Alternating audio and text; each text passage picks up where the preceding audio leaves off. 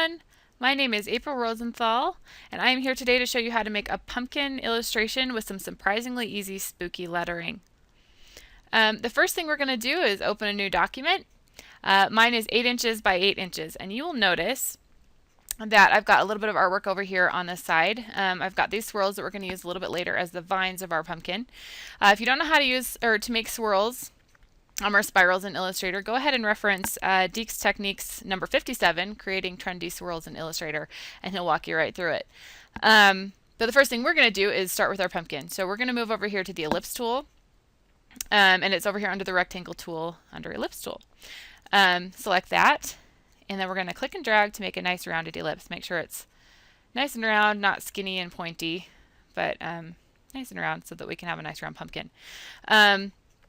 Go ahead and fill that with a dark orange and make sure that you remove your stroke.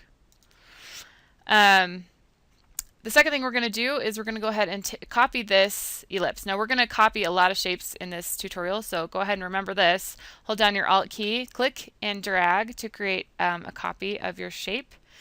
And with this one, we're going to go ahead and fill it with a lighter orange color, and we're going to remove the stroke on that too.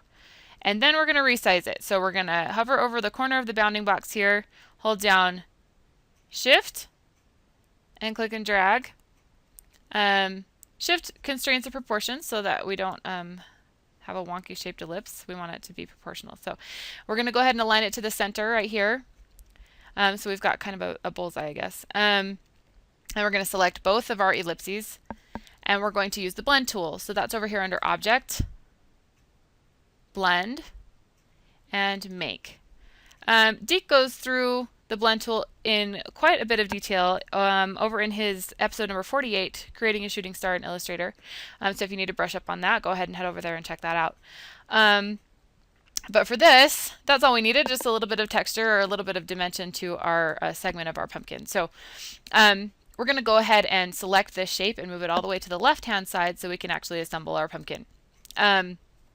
Again, we're going to copy, so Alt, click and drag to create a second instance of this ellipse, and we're going to actually make 5 of them. So slide it over till it overlaps about 2/3 of the way, and then release. Then you can do Control D to do that again 3 more times. So you've got 5 segments of your pumpkin. To create proper perspective, we need these outer sides to be sent all the way to the back as far as the layering is concerned. So go ahead and click the first one, and then Shift click the second one. Holding down Shift allows you to select multiple objects at one time. So Shift click those, and then go Object, Arrange, Send to Back, and they go all the way to the back of the artwork. Then we're going to click the center, and we're going to go Object, Arrange, Bring to Front. And that makes our pumpkin look a little closer to what we want it to. The last thing we're going to do to make this pumpkin look better is we're going to again select these outside ellipses, the leftmost and rightmost, and we're going to resize them just a little bit. So make sure they're clicked, and then head up here where we have W for width and H for height. Make sure this is selected. That'll constrain our proportions. We're going to highlight this and type in 95%. So we're going to shrink these just a little bit because they need to look like they're farther away. And then we're going to do the same thing for the center. Click the center, make sure your proportions are constrained, and then we're going to do 105% here because that center piece needs to look bigger.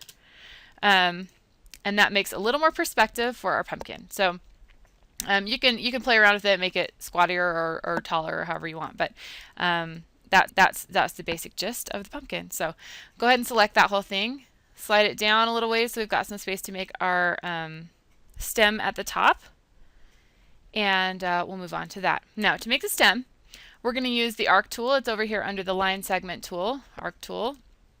Deke goes into quite a bit of detail on the arc tool in his episode number, 42, Creating a Classic Heart in Illustrator. I think he uses the arc tool almost exclusively in that tutorial. So if you need a little brush up on that, head on over and check out that tutorial. But we're just going to click and drag up and to the right to create a nice arc. I like my stems a little crooked, so I'm going to make it lean to the right like that. Click and drag. Once you've got the shape you like, you can release. If you want to adjust the shape of the arc on the fly, you can do the up and down arrow keys to adjust that. And I did not make my stem have a stroke, so I couldn't see it. It disappeared. But make sure your stem has a stroke so you know what's going on. Once you've got that first one, make sure it's selected, and then we're going to click and drag to copy. So hold down your Alt key, click and drag down and to the right, and then leave that bounding box on there, leave it selected, and hover over a corner to pivot it just a little bit so that your stem tapers toward the top, makes it look a little more natural.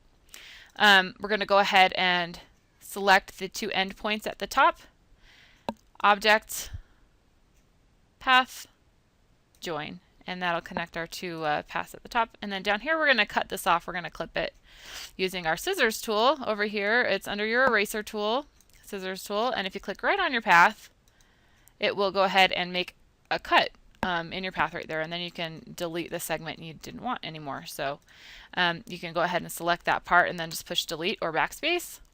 And again, we're going to join the bottom of this by highlighting the two endpoints, Object, Path, Join. I'm going to go ahead and remove, well, I'm going to fill it in first with green because I like green, and remove the stroke. Another thing you can do for fun is overlay a texture. So I have this fun little crosshatch texture right here. So if you want a texture on your stem, you can go ahead and overlay a texture or create one in your pattern tools. So I've got this textured little stem over here, and I'm going to go ahead and position it where I want it. And then I'm going to do what I've done several times already, arrange, send to back, so that it's back behind that pumpkin and not getting in the way. Here's where our spirals come into play. So go ahead and grab those spirals that you made up and bring them on over. These are your vines. And really the only thing we need to do at this point is position them so that they overlap where we want them. I want to bring them forward just a little bit. So I'm going to go ahead and select the ones I want to move, and Object, Arrange, Bring Forward, and I might have to do that a couple of times. The shortcut for that is Control and then this bracket over here, if you can see it. So I'm going to go ahead and use that hotkey so that I can see where they're moving, and I'm just going to keep pushing it until they come to where I want them.